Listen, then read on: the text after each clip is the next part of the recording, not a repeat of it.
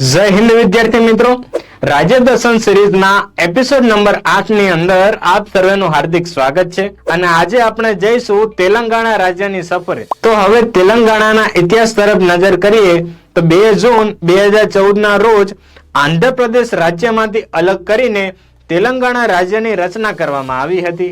હવે તેલંગાણાની રાજ્ય સરહદ વિશે વાત કરીએ। મહારાષ્ટ્ર, ઓડિશા, કર્ણાટક, આંધ્રપ્રદેશ અને છત્તીસગઢ સાથે સંકળાયેલી છે। તેલંગાણાનું કેપિટલ છે હૈદરાબાદ અને હૈદરાબાદ કે જે મુલસી નદી કિનારે વસેલું છે। હૈદરાબાદને ભારતીય સંઘની અંદર ભેળવવા માટે શ્રી સરદાર વલ્લભભાઈ પટેલના નેતૃત્વ હેઠળ ઓપરેશન પોલો અંતર્ગત હૈદરાબાદને ભારતીય સંઘની અંદર ઉમેરવામાં આવ્યું હતું।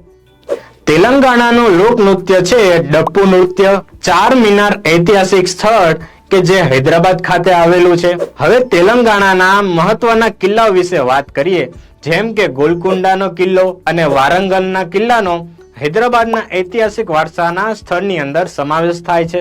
હવે તેલંગાણાના મહત્વના મંદિરો વિશે ચર્ચા કરીએ, જેમ કે ભદ્રાચલમ મંદિર અને 1000 સ્તંભો ધરાવતું એવું વારંગલના મંદિરોનો સમાવેશ થાય છે। તેલંગાણાની યુનેસ્કો વર્લ્ડ હેરિટેજ સાઇટની અંદર રામપ્પા મંદિરનો સમાવેશ કરવામાં આવ્યો છે। ભારતનો સૌથી બીજો લાંબો ચાલતો મેળો એટલે કે મેદારામ જાત્રા। હવે તેલંગાણાના મુખ્ય તહેવારો વિશે વાત કરીએ, જેમ કે બોનાલુ તહેવાર અને બુથકમા તહેવાર કે જે તેલંગાણાના વૈવિધ્યસભર વારસાને ઉજાગર કરે છે। તો હવે એક પ્રશ્નનો જવાબ આપ સર્વે વિદ્યાર્થી મિત્રોએ કોમેન્ટ બોક્સની અંદર આપવાનો રહેશે કે હૈદરાબાદ મુક્તિ દિવસ ક્યારે ઉજવવામાં આવે છે।